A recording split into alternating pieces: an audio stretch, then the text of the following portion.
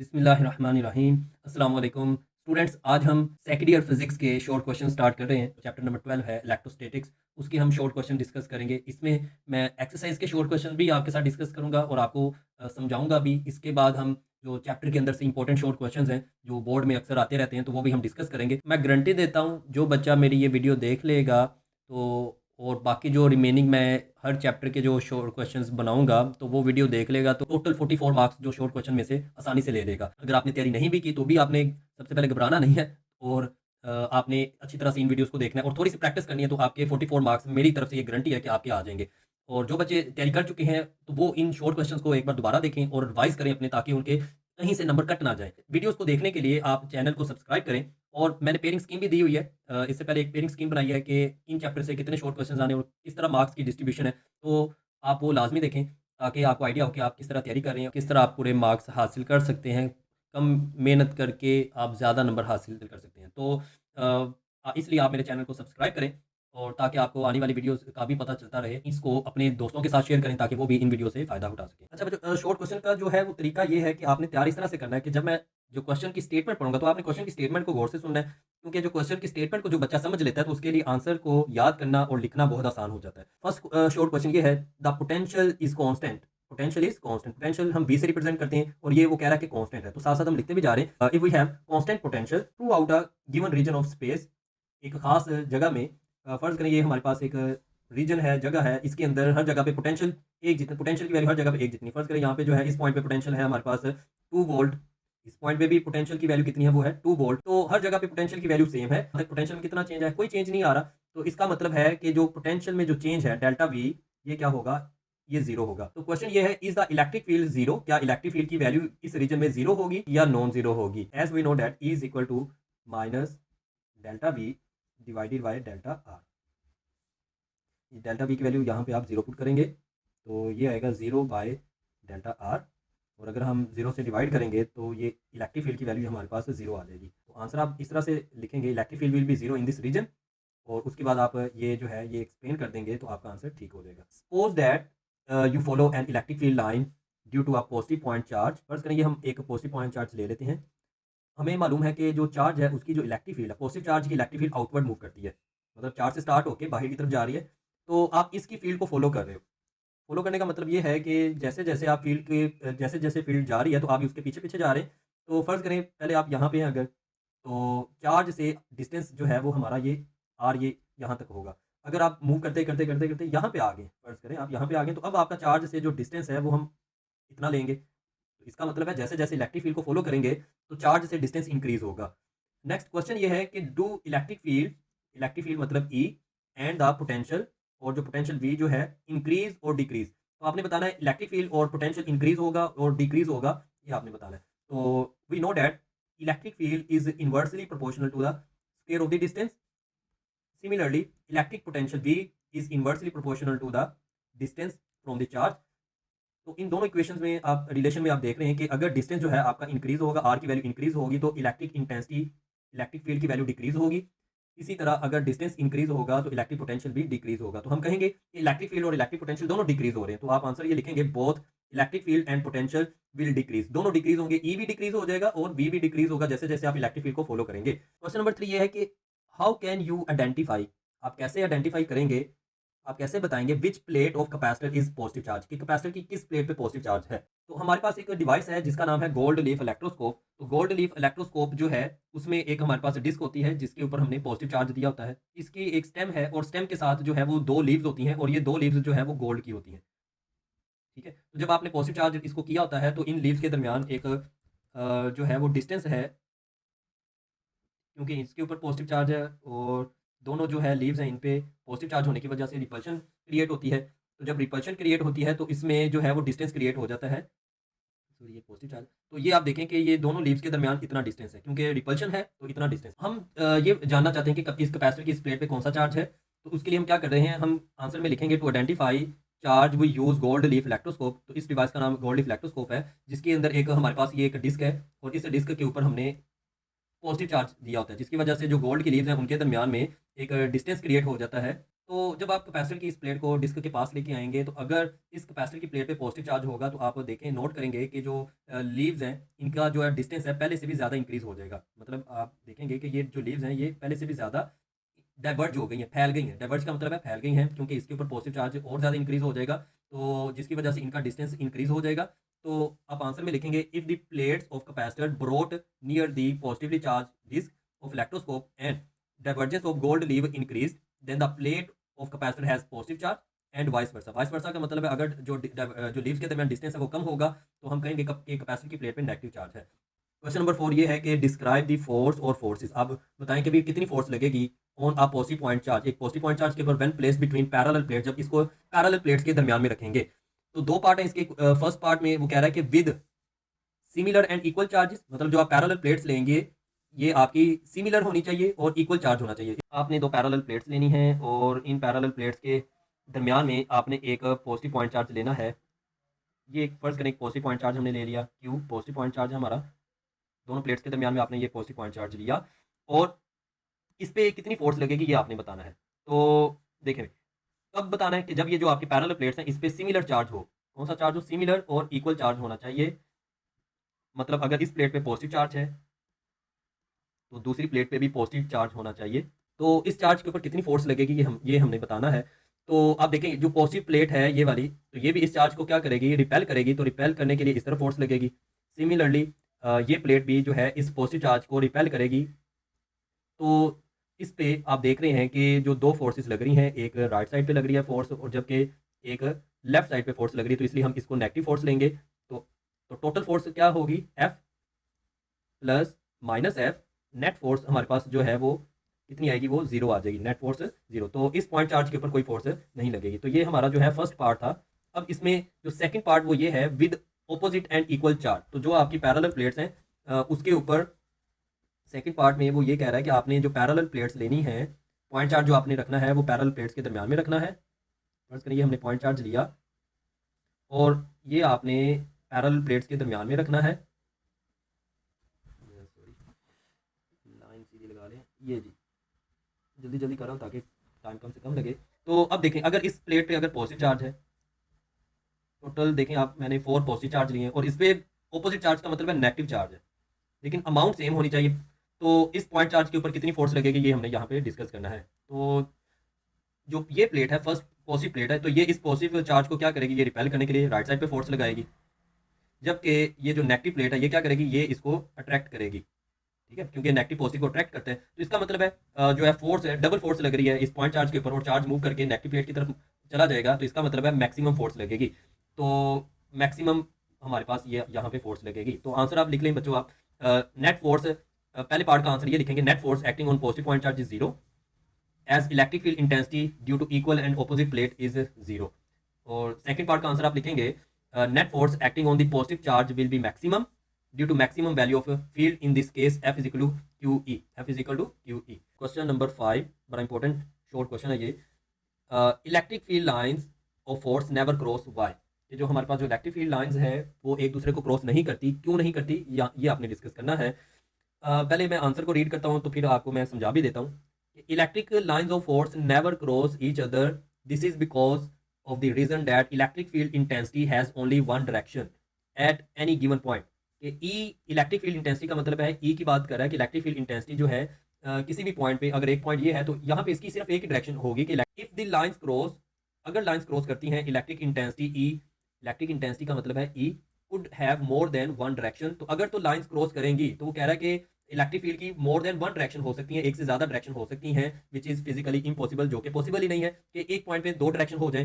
फर्ज करें ये इलेक्ट्रिक फील्ड है एक और एक ये इलेक्ट्रिक फील्ड है। इस पॉइंट पे दो डायरेक्शन हमें नजर आएंगी कि इलेक्ट्रिक फील्ड या तो इसको इस तरफ फोर्स लगाएगी, यहाँ पे अगर हम एक चार्ज रखेंगे, या इस तरफ फोर्स लगाएगी। तो एक ही टाइम पे दो तो डायरेक्शन नहीं इसको मिल सकती। एक टाइम पे ये चार्ज एक तरफ मूव करके जा सकता है। तो इसका मतलब है यहाँ पे डायरेक्शन जो है वो एक से ज्यादा शो हो रही है, जो कि पॉसिबल नहीं है। तो इसलिए हम कहेंगे कि इलेक्ट्रिक फील्ड की एक डायरेक्शन है, तो किसी भी पॉइंट पे इलेक्ट्रिक फील्ड लाइंस एक दूसरे को क्रॉस नहीं करेंगी। If a point charge of mass m is released in a non uniform electric field, अगर एक पॉइंट चार्ज जो है हमारे पास q जिसका मास m है उसको हम रिलीज करेंगे नॉन यूनिफॉर्म इलेक्ट्रिक फील्ड के अंदर with the field lines in the same direction. और नॉन यूनिफॉर्म इलेक्ट्रिक फील्ड कैसी है? जिसकी सेम डायरेक्शन हो with the field lines in the same direction. Non uniform field लेनी है लेकिन ऐसी लेनी है जिसमें फील्ड लाइंस एक ही डायरेक्शन में जा रही हो। Will it make a rectilinear motion. जी, तो क्या ये जो चार्ज हम इसमें रिलीज करेंगे ये एक ही डायरेक्शन में रेक्टिलिनियर मोशन करेगा? Yes, it will make a rectilinear motion if a point charge q of mass m is placed at any point in the field it will follow straight और rectilinear path, straight line कह लो या rectilinear path कह लो, एक ही बात है, along the field line due to repulsive force। तो example से हम समझेंगे, फर्ज करें हमारे पास ये एक पॉजिटिव पॉइंट चार्ज है और पॉजिटिव पॉइंट चार्ज की जो फील्ड है ये आउटवर्ड मूव करती हैं। तो मैं कुछ जो है इसकी फील्ड लाइंस ले लेता हूँ। फर्ज करें एक चार्ज को हम यहाँ पे अगर रखेंगे, चार्ज क्यू ये रखेंगे और ये positive test charge point charge है, तो इसके ऊपर पॉजिटिव चार्ज इस पॉजिटिव चार्ज को क्या करेगा, रिपेल करेगा और फोर्स लगाएगा, फोर्स ऑफ रिपल्शन होगी। तो जिस तरह फोर्स लगेगी तो ये चार्ज उस लाइन पे स्ट्रेट मूव करना स्टार्ट कर देगा। तो यही आपने आंसर में लिखना है, yes it will make a rectilinear path. ये भी बहुत इंपॉर्टेंट शॉर्ट क्वेश्चन है एक्सरसाइज का। Is E necessarily zero? E का मतलब है इलेक्ट्रिक फील्ड।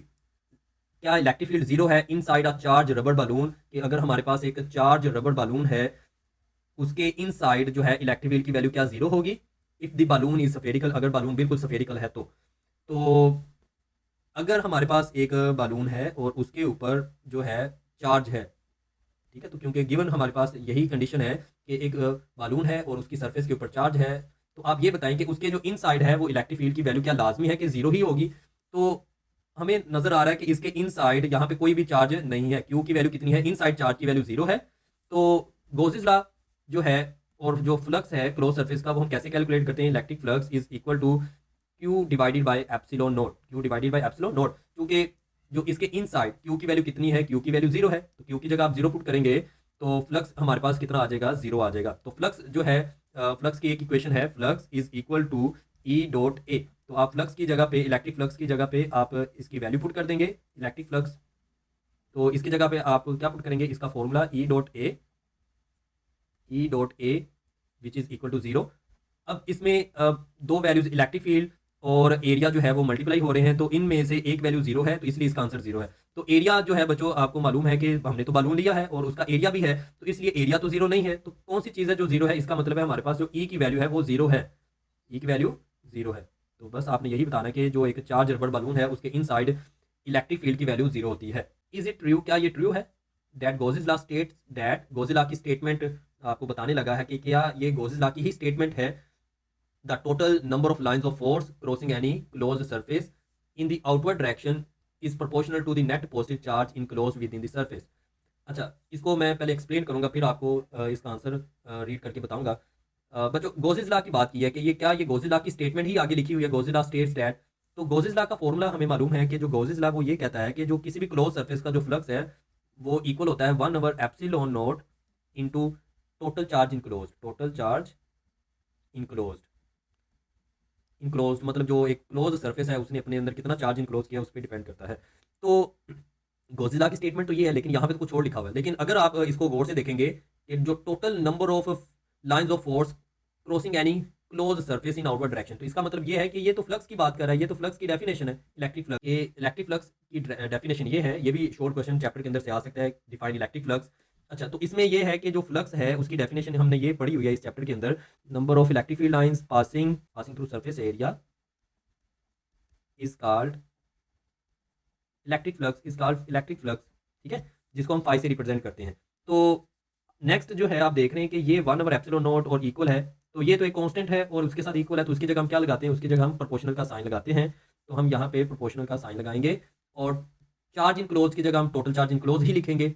अब वो टोटल चार्ज अगर पॉजिटिव है तो हम पॉजिटिव चार्ज लिखेंगे, पॉजिटिव चार्ज इनक्लोज लिख लेंगे, क्योंकि पॉजिटिव चार्ज की फील्ड आउटवर्ड मूव करती है। तो उसने भी आउटवर्ड की बात की है और पॉजिटिव चार्ज की बात की है, तो पॉजिटिव चार्ज इनक्लोज। तो अब अगर आप इसकी स्टेटमेंट को दोबारा रीड करेंगे तो आपको समझ आ जाएगी कि ये जो स्टेटमेंट उसने पूछी है, लिखी हुई है, ये स्टेटमेंट ठीक है, ये ट्रू स्टेटमेंट है, ठीक है।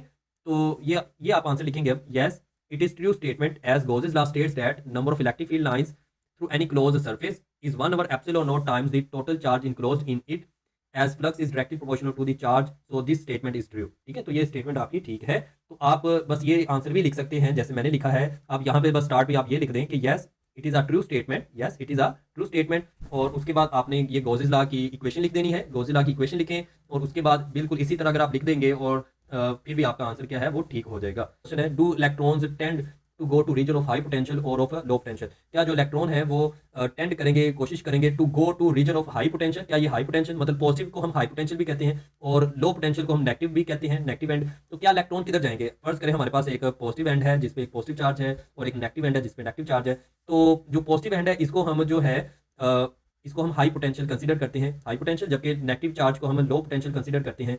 तो इलेक्ट्रॉन की अगर हम बात करें तो इलेक्ट्रॉन जो है उसके ऊपर तो नेगेटिव चार्ज है, इलेक्ट्रॉन नेगेटिव चार्ज एक पार्टिकल है। अगर आप इसको पॉजिटिव से नेगेटिव जो इलेक्ट्रिक फील्ड है इसके अंदर आप अगर एक इलेक्ट्रॉन को रखेंगे तो किधर ये मूव करेगा, ये किस तरफ जाएगा? तो हमें मालूम है कि तो नेगेटिव लो पोटेंशियल जो है नेगेटिव इसको क्या करेगा, इस इलेक्ट्रॉन को रिपेल करेगा, जबकि पॉजिटिव चार्ज इसको अपनी तरफ अट्रैक्ट करेगा। तो हम यहाँ पे यही आंसर में लिखेंगे कि इलेक्ट्रॉन लो एंड से हाई पोटेंशियल की तरफ मूव करेगा, नेगेटिव एंड से पॉजिटिव एंड की तरफ मूव करेगा। क्यों? क्योंकि इलेक्ट्रॉन पे नेगेटिव चार्ज होता है जी।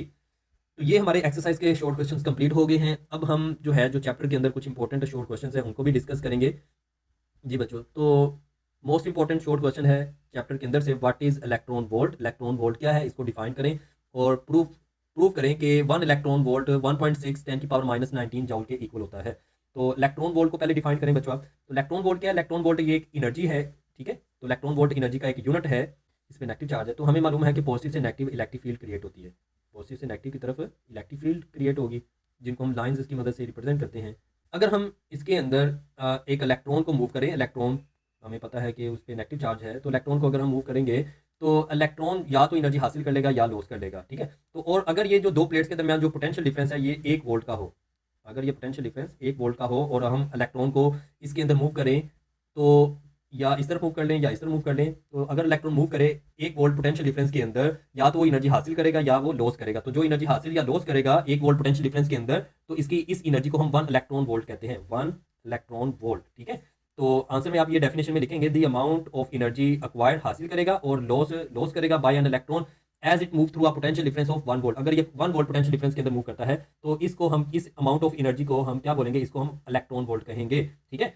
तो इलेक्ट्रॉन, अब ये प्रूव करना है कि इलेक्ट्रॉन वोल्ट कितनी एनर्जी है।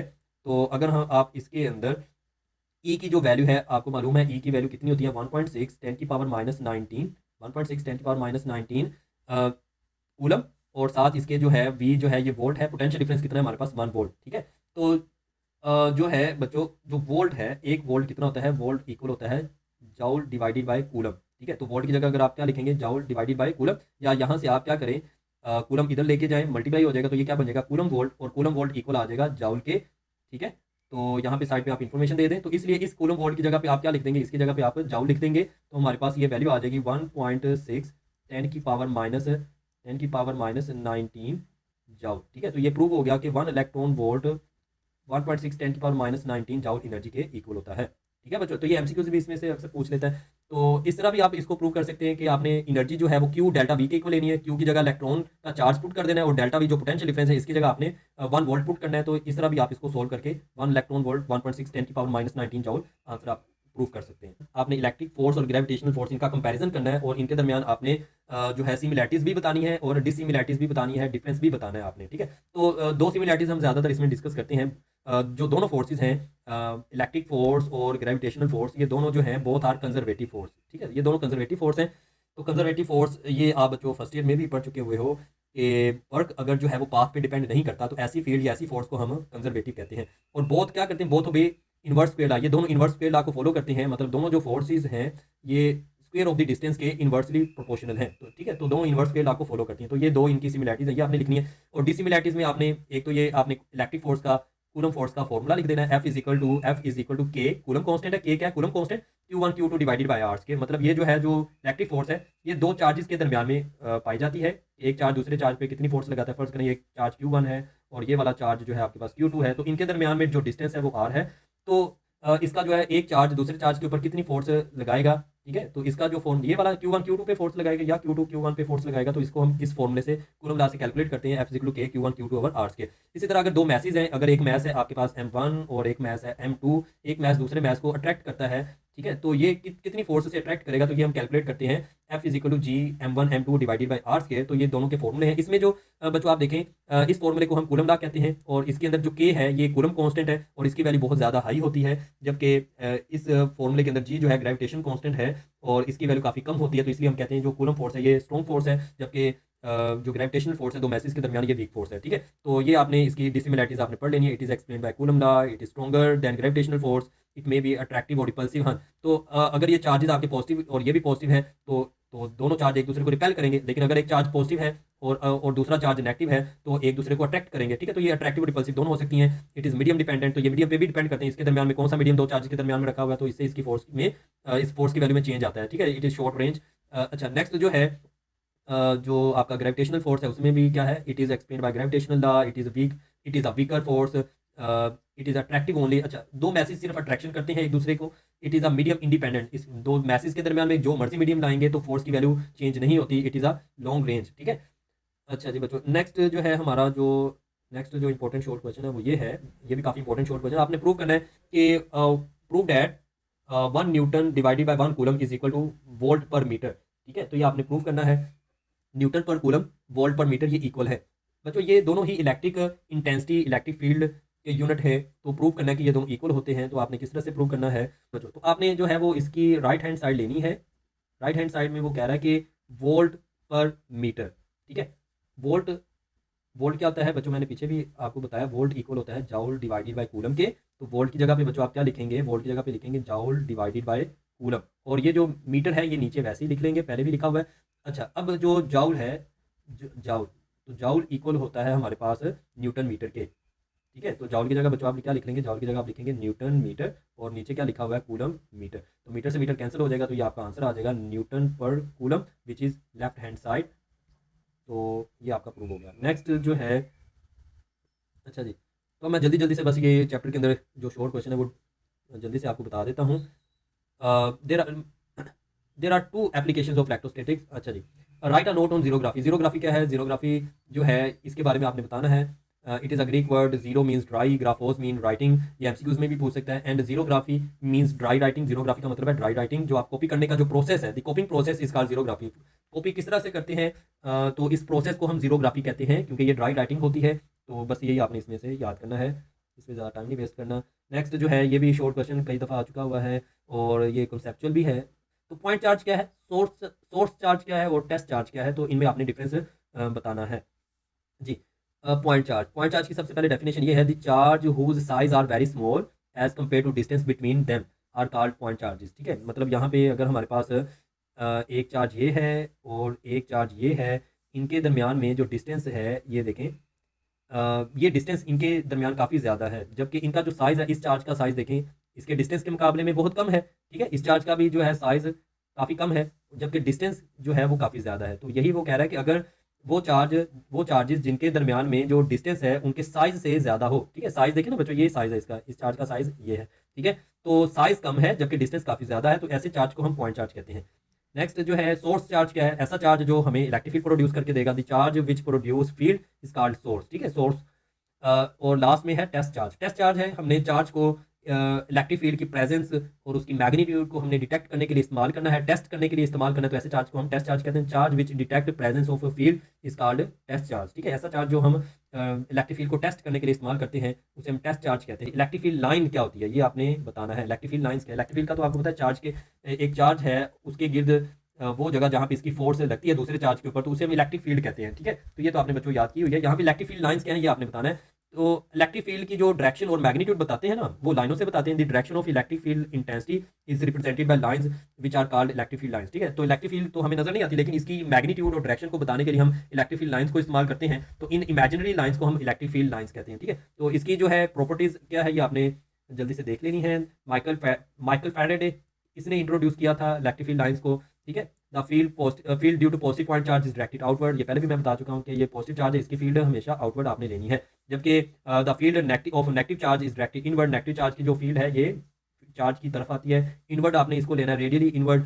अच्छा जी, अगर आपके पास दो चार्ज हैं, अगर आपके पास बच्चों दो चार्ज हैं फर्ज करो, और दोनों चार्ज एक जैसे हैं, पॉजिटिव है ये भी पॉजिटिव है, तो पॉजिटिव पॉजिटिव की फील्ड को क्या करता है, रिपेल करता है, ठीक है। ये फील्ड आ रही थी रिपेल हो गई, ये फील्ड आ रही थी इसकी रिपेल हो गई, ये भी इसकी रिपेल हो गई, ठीक है।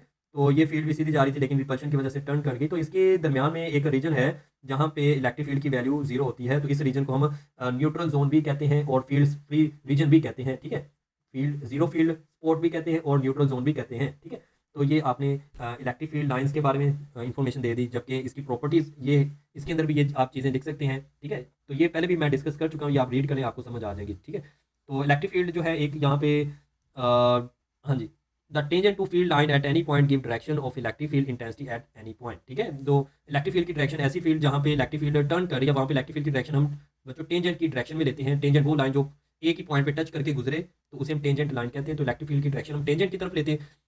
उसके बाद lines are close where field strong. अच्छा, तो जब आप इस चैप्टर को अगर आप गौर से पढ़ेंगे, इसके अंदर आप फर्ज करें एक पॉजिटिव चार्ज हम ले रहे हैं, इसकी फील्ड हम ले रहे हैं। अच्छा, तो चार्ज के पास आप देखेंगे यहाँ पे जो डिस्टेंस है दो फील्ड के दरमियान ये कम है। जैसे जैसे ये चार्ज से दूर जा रहे हैं तो दो फील्ड लाइंस के दरमियान डिस्टेंस ज़्यादा हो रहा है। तो जहाँ पे फील्ड एक दूसरे के करीब है वहाँ पे हम कहेंगे ये स्ट्रॉन्ग फील्ड है, जहाँ पे फील्ड एक दूसरे से दूर है वहाँ पे वीक है, ठीक है। तो ये भी एक इसकी प्रॉपर्टी है। No two lines cross each other, तो ये भी हम पहले डिस्कस कर चुके हैं। इलेक्ट्रिक फील्ड एक दूसरे को क्रॉस नहीं करती क्योंकि उनकी एक ही डायरेक्शन होती है। नेक्स्ट जो है इसका बस आपने इंक जेट क्या होता है इसका आपने प्रिंसिपल कर लेना है। इंक जेट प्रिंटर, इसका वर्किंग प्रिंसिपल आपने बताना है। वर्किंग प्रिंसिपल क्या है, इंक जो है इसमें से तीन स्ट्रीम जो है ड्रॉप्स की फॉर्म में इंक निकलती है जो सामने एक पेज पे जाके लगती है, ठीक है। तो इस तरह से ये बच्चों प्रिंट करती है। It eject a thin stream of ink when shuttling back and forth across paper and ink is ejected from a small nozzle and break into small droplets, ठीक है। तो यहाँ पे ये एक इंक सप्लाई है, उसके ऊपर एक पंप है। पंप क्या करता है, इंक को नीचे से ऊपर मूव करवाता है काफ़ी, और स्पीड के साथ यहाँ से इसको इसकी नोजल में से निकालेगा। जिस तरह आप बच्चों कपड़े प्रेस करने वाले जो शावर है उसकी जो नोजल है उसमें से छोटे छोटे ड्रॉप्स की फॉर्म में पानी निकलता है, सेम इसी तरह से यहाँ पे भी छोटे छोटे ड्रॉप्स की फॉर्म में इंक निकलेगी और ये स्ट्रेट जाके जो है वो पेज के ऊपर लगती है जहाँ पे आपने इंक यूज़ करनी होती है, ठीक है। यहाँ पे इसके अंदर इलेक्ट्रिक फील्ड भी होती हैं जो इसकी डायरेक्शन को चेंज करती हैं। तो ये इसका वर्किंग प्रिंसिपल है, ठीक है। तो बच्चों ये थे आपके इंपॉर्टेंट शॉर्ट क्वेश्चंस जो चैप्टर के अंदर से भी हमने डिस्कस किए और एक्सरसाइज के भी डिस्कस किए। तो मुझे उम्मीद है कि आपको इन क्वेश्चंस की समझ आ गई होगी और आपने याद भी कर लिए होंगे। अगर कोई आपका मज़ीद कोई क्वेश्चन है तो वो आप मुझसे दोबारा भी पूछ सकते हैं। आपने मुझे कमेंट में बताना है कि आपको वीडियो कैसी लगी। आपने मेरे चैनल को सब्सक्राइब करना है और लाइक करना है और कमेंट करना है, दूसरे दोस्तों के साथ भी शेयर करना है। तो मिलते हैं नेक्स्ट जो चैप्टर 13 है उसके शॉर्ट क्वेश्चंस की वीडियो मैं बनाऊंगा, तो उस पर हम मिलेंगे। तो उतनी देर के लिए अल्लाह हाफिज़, अल्लाह निगहबान।